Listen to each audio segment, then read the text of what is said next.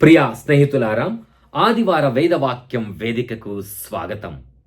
గర్వము గతింపగా, విశ్వము నూత్నింపగా, సంద్రము శాంతింపగా.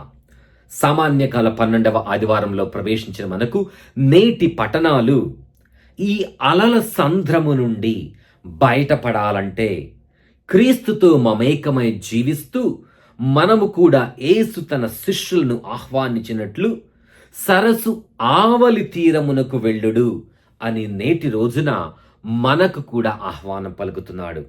మరి యోబు వలె మొదటి పట్టణంలో అప్పుడప్పుడు మన స్వంత ప్రణాళికలతో స్వంత ప్రయోజనాల కోసం వెనకంజ వేస్తూ ఉంటాం. కానీ క్రీస్తు ప్రభు ఆహ్వానాన్ని స్వీకరించి నూతన సృష్టిగా మారాలంటే, నూతన విశ్వముగా, నూతన వ్యక్తులుగా మారాలంటే మనం మన సుఖాలను, మన ప్రదేశాలను వీడి సరస్సు ఆవలి తీరమునకు వెళ్ళాలి. మరి అటుల చేసినప్పుడు మాత్రమే మన గర్వాన్ని తగ్గించుకుంటూ విశ్వముతో కలిసి నూతనీకరింపబడుతూ అలల సంద్రాన్ని సైతం ఈదుకుంటూ నూతన సృష్టిగా మారగలం. క్రీస్తుని పరిచర్యలో భాగస్వాములం అవ్వగలం. మరి యోబు వలె మనం కూడా దేవుని ఒక శక్తిగా మాత్రమే చూస్తున్నామా, లేక అన్ని విషయాలను విశ్వమునంతటిని నూతనీకరించే ఒక భగవంతునిగా మనం ప్రార్థిస్తున్నామా?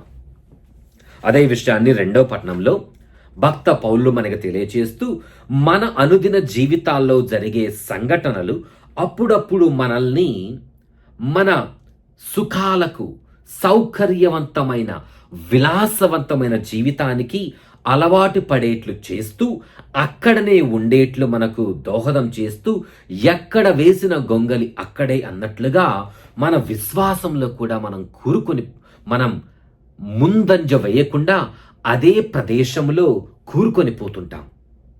కానీ యేసు ప్రభు మనకు ఇచ్చే ఆహ్వానం ఏంటి? మీరు పడవను ఎక్కి సరస్సు ఆవలి తీరమునకు వెళ్ళుడు.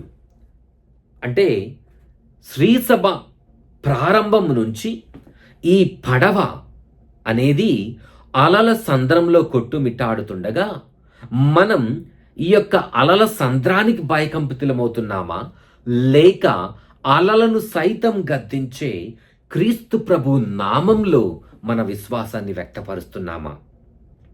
మనం ఎప్పుడైతే క్రీస్తు ప్రభు ఆహ్వానాన్ని పునికి పుచ్చుకొని పడవలో ఎక్కి సరస్సు ఆవలి తీరమునకు వెళ్తామో, అప్పుడే మనం భక్త పౌలుడు నుడివినట్లు ఒక నూతన సృష్టిగా, ఒక నూతన వరవడిగా మనం రూపొందించబడుతుంటాం. ఒక నూతన సృష్టిగా మనం మారుతూ ఉంటుంటాం. కానీ అప్పుడప్పుడు మనం పొందే సౌకర్యాలు, విలాసాలు మనకు మన గమ్యాన్ని చేరే ప్రక్రియలో మనకు అడ్డుగోడలుగా వస్తుంటాయి. మరి దేవుడు మనతో ఉన్నాడని తెలుసుకుంటూ జీవితం మన యందు విసిరివేసే ఈ యొక్క అలలు, సంద్రాలు, గర్వాలు, వినాశనాలు అనే ప్రక్రియలో మనం చిక్కుకొని ఉన్నప్పుడు మనం యేసు ప్రభుని వైపు దృష్టిని మరల్చుతూ యేసుని ఆహ్వానాన్ని స్వీకరించి సరస్సు ఆవలి తీరమునకు వెళ్ళుటకు సిద్ధంగా ఉన్నామా?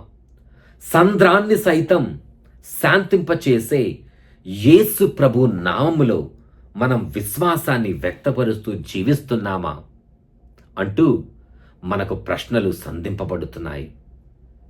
ఆ సరస్సు ఆవలి తీరమునకు వెళ్ళినప్పుడు మాత్రమే మనం నూతన సృష్టిగా మారుతూ ఉంటాం. అపోస్తులు కూడా వారు చేసే వృత్తి, చేపలు పట్టుకునే వృత్తిలో వారు ఎంతో అనుభవం గడించి ఉన్నారు. అయినప్పటికీ అలల సంద్రంలో చిక్కుని ఉన్నప్పుడు ప్రభువు మమ్ము రక్షింపుము అని కేకలు వేయగా యేసు ప్రభు వారికి చెప్పిన మొదటి వాక్యం, అల్ప విశ్వాసులారా అని వారిని గద్దిస్తూ తదనంతరం ఆ గాలిని, ఆ సంద్రాన్ని, ఆ అలలను గద్దించాడు. మరి మనం మన విశ్వాసాన్ని జీవించే అనుదిన ప్రక్రియలో ఎన్నోసార్లు వెనకంజ వేస్తుంటాం, అపజయాన్ని మూటగట్టుకుంటూ ఉంటుంటాం.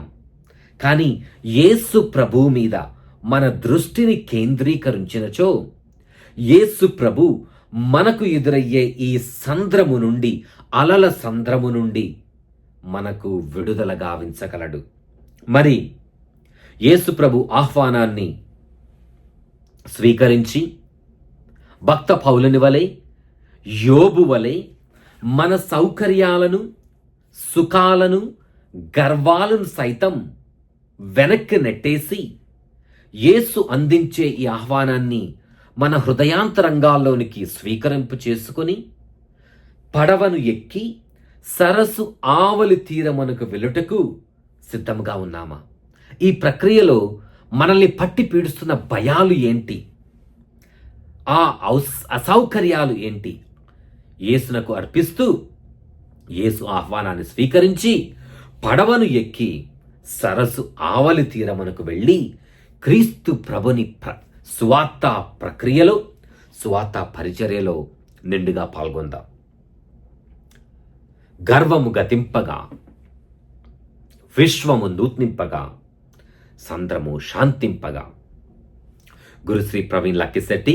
దేవుడు మనల్ని ఎప్పుడూ సర్వదా ఆశీర్వదించి కాచి కాపాడుదురుగాక. ఆమెన్.